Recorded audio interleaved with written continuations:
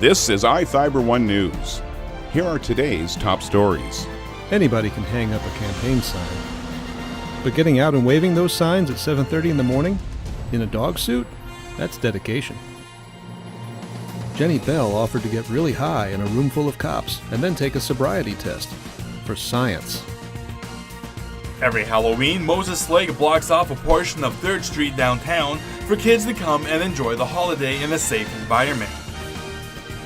Registration is open for the 8th annual Turkey Trot in Moses Lake, benefiting the Columbia Basin Cancer Foundation. From the iFIBER 1 newsroom, this is iFIBER 1 News. And it starts now. Anybody can hang up a campaign sign. But getting out and waving those signs at 7:30 in the morning in a dog suit? That's dedication. When political races come down to just 2 candidates, sign wavers cluster on the street corners of Wenatchee. The strategy is simple. Keep your candidate's name in voters' minds, even if it means a chilly, wet hour in noisy traffic. Last week I waved signs in the early morning for Judge Ferrera, and that's when I figured out you really need to bring your gloves and your hat.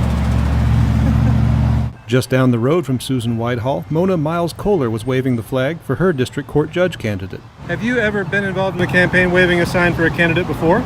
No, but I've waved back at a lot of people from the car. There are simple strategies for sign waving. Face the flow of traffic, make eye contact, and pick high traffic intersections at times when drivers will be out en masse. But does it really work? It has on me in the past. When people really want something, when there's other people that are supporting them, I think it makes a difference. It's just a piece of the puzzle. Who knows what speaks to voters? So for some voters, they really want to look at a candidate's background and do a lot of research. Other people, it's name recognition. Part of it is just enthusiasm, that when people see there's a whole lot of folks who are out willing to do this kind of thing for a candidate, it speaks to people. And local sign brigades are likely to keep on speaking to voters on the move right up until Election Day, November 6th. Jefferson Robbins, iFIBER 1 News. This segment is brought to you by... Change doesn't have to be complicated. With a low-profile microwave hood combination that's ready to install right out of the box. It fits in the same space as your under-cabinet hood, so you can get your microwave off the countertop and make space for the routines worth keeping. The low-profile microwave hood combination, from the #1 selling appliance brand in the USA. Whirlpool Appliances, now available at More Furniture in Ephrata. Jenny Bell offered to get really high in a room full of cops and then take a sobriety test for science.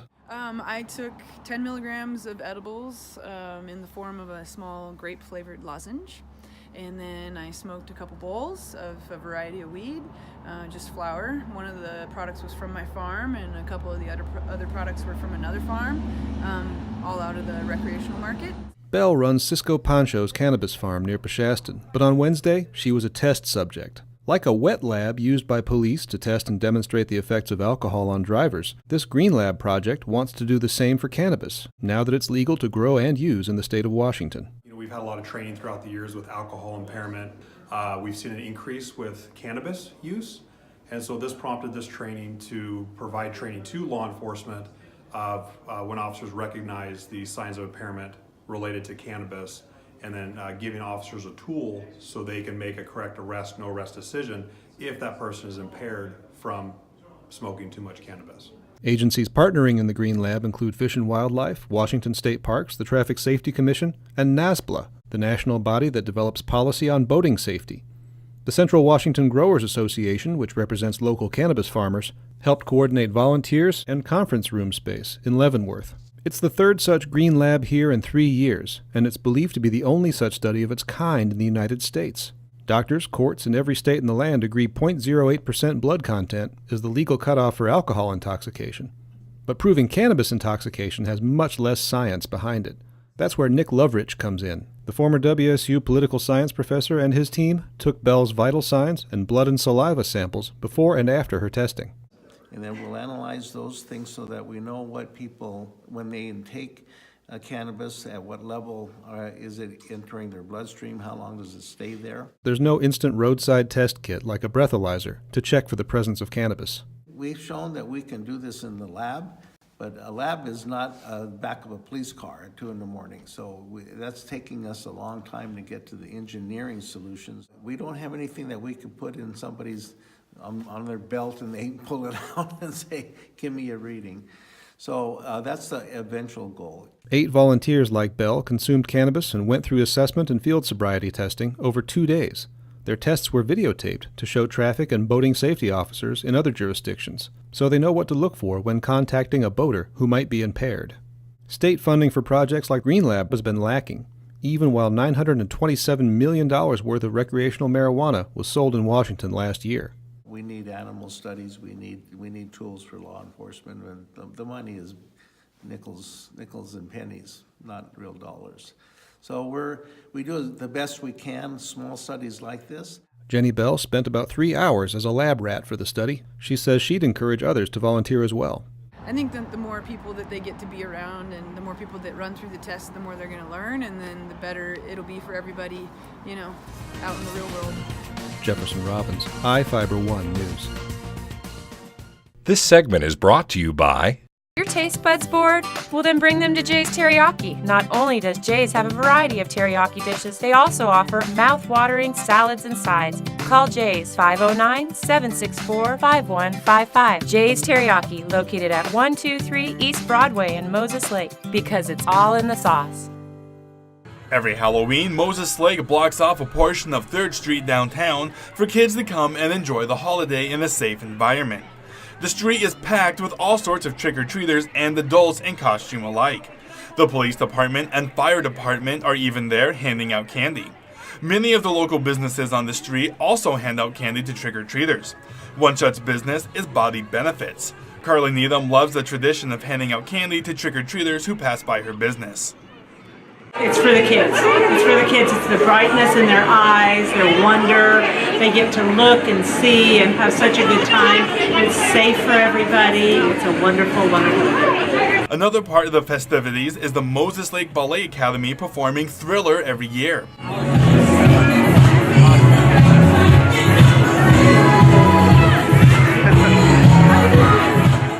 Co-owners Ryan and Lacey talk about how the tradition got started and the community reception to it.